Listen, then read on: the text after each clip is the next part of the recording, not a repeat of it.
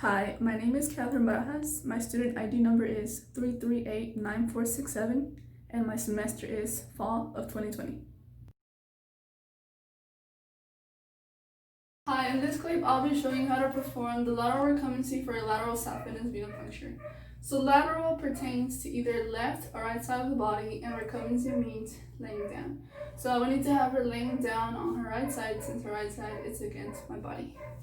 So in order to safely get her into that position, I would need to grab her head with my left hand and then reach over with my right arm to grab her right forearm, and then with my left arm, I would need to grab her right hind leg.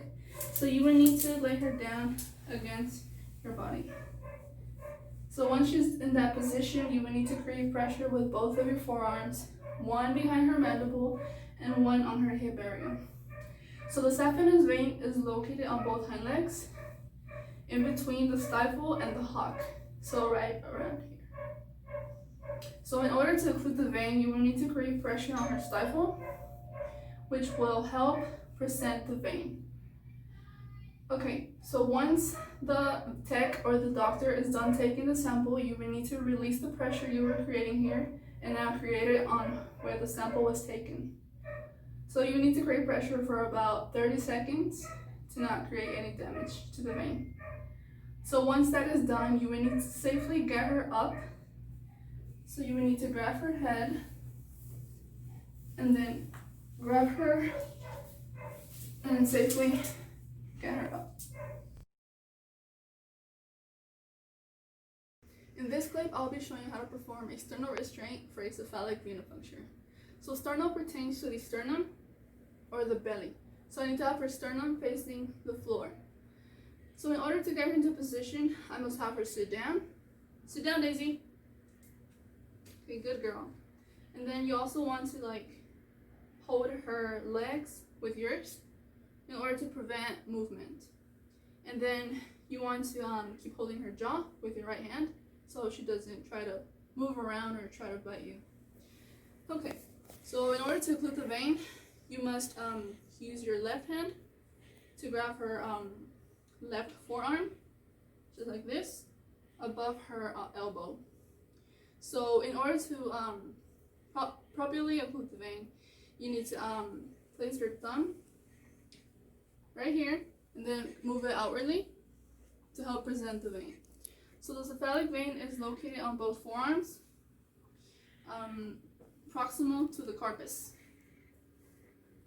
Okay, so once the vet or the tech is done taking the sample, you want to stop creating the pressure you were creating on the elbow. Now create it where the injection was made. So for about 30 seconds in order to prevent any damage to the vein. So once that's done, you want to release her, just like this, and she's done.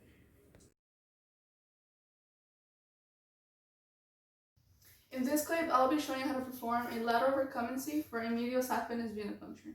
So lateral pertains to either left or right side of the body, and recumbency means laying down. So I'm going to need to have her laying down on his left side.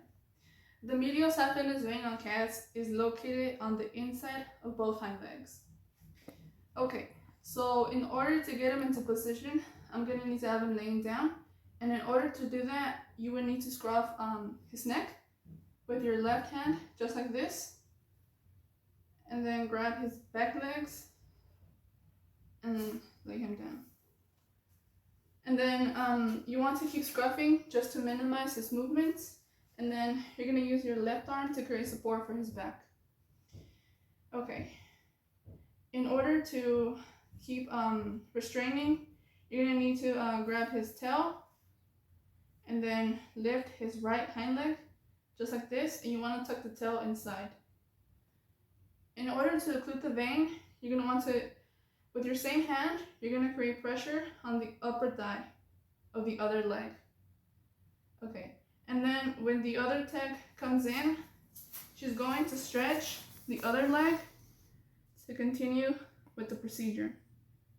Once she's done, she's going to let go, and then I'm going to stop creating the pressure I was creating here and now create it where the blood sample was taken, right here. Once again, the medial saphenous vein is located on the inside of both hind legs. Once you're done creating the pressure, you're going to let go and then get him back up. Just like this, and we're done.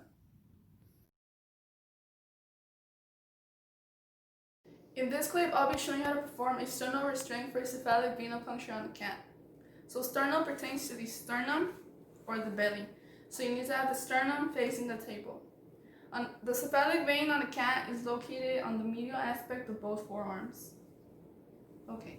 In order to restrain him, you don't want to have him against your body, just like this.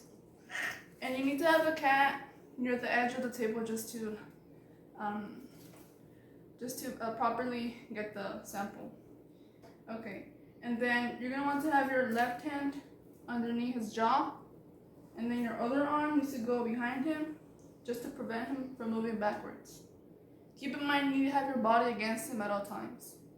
Okay, and then from there, you're gonna present his right forearm with your right hand, placing your hand where his elbow is at. And then with your thumb, you're gonna create pressure and then move it outwardly to occlude the vein.